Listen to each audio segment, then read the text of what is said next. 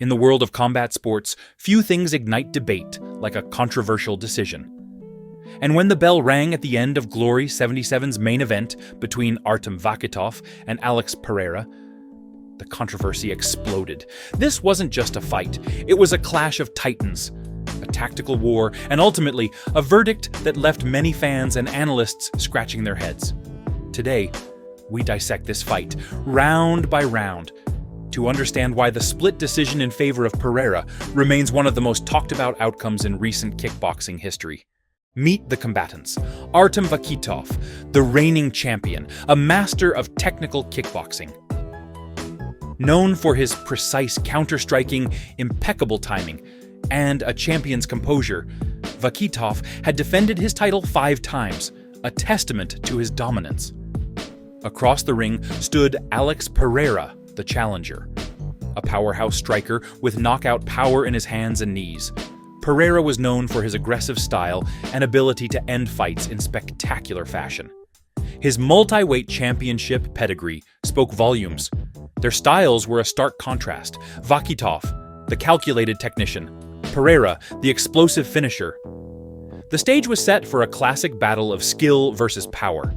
From the opening bell, Vakhitov seemed to implement a clear game plan, disrupt Pereira's rhythm, and exploit his boxer-like stance with targeted low kicks. Round 1 saw both fighters exchange heavy shots early, but Vakhitov quickly established control of the kicking game. His timing was impeccable, catching Pereira mid-pivot and landing stinging blows to the leg. Pereira responded with powerful punches and knees, but Vakhitov's defense held strong. Rounds 2 and 3 saw Vakhitov build momentum. He varied his guard, effectively deflecting Pereira's knees and countering with precise hooks. He pressured Pereira against the ropes, showcasing his defensive arsenal and landing clean shots while minimizing return fire. By the end of round 3, many observers felt Vakhitov was clearly ahead, dictating the pace and landing the more consistent, effective strikes. Knowing he might be behind, Pereira came out with increased urgency in round 4. He unleashed a barrage of kicks, targeting Vakhitov's body and head. While Vakhitov's defense remained largely effective, Pereira's sheer volume and aggression started to shift the visual narrative. He landed a hard knee that broke through Vakhitov's guard, a moment of clear impact. Round 5 was Pereira's most aggressive. He pressed forward, throwing flashy combinations and knees, desperately seeking a knockout. Vakhitov, however, remained composed, countering Pereira's attacks and landing a beautiful straight right in the final seconds. While Pereira arguably had a more visually impactful 4th and 5th round with his powerful knees and forward pressure, Vakhitov continued to land his signature low kicks throughout and finished the fight strong with a late flurry. Then came the decision, split decision, and the winner, announced as Alex Pereira. The arena erupted in a mix of cheers and disbelief. Commentators immediately questioned the verdict, pointing to Vakhitov's consistent performance across the earlier rounds and the effectiveness of his game plan.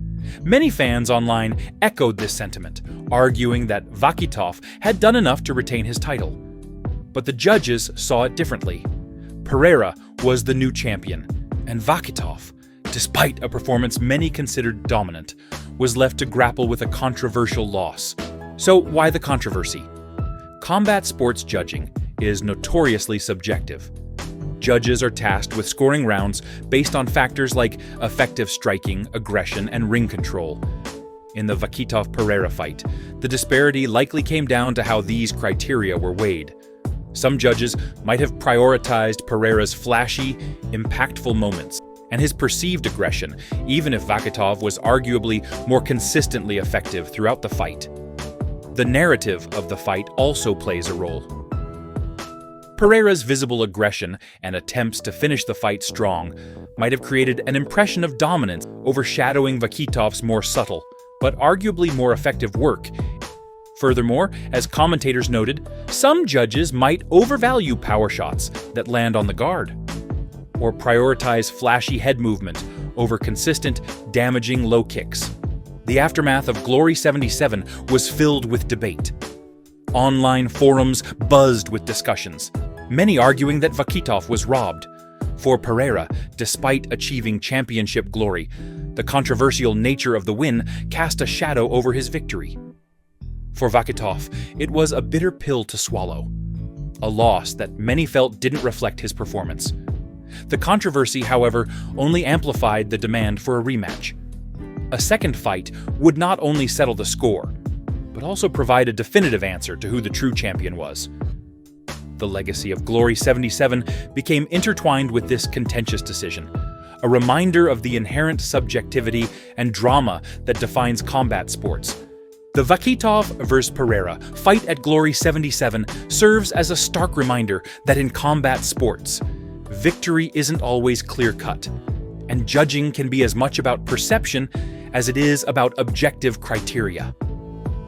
The debate continues, and the question of who truly won that night may never be definitively answered. But one thing is certain, it was a fight that no fan will soon forget. What do you think? Was Vakhitov robbed? And comment below if you'd be interested in a video analyzing the rematch and seeing how the story unfolded. Until then, keep throwing those hands. Chama! Thank you, bro.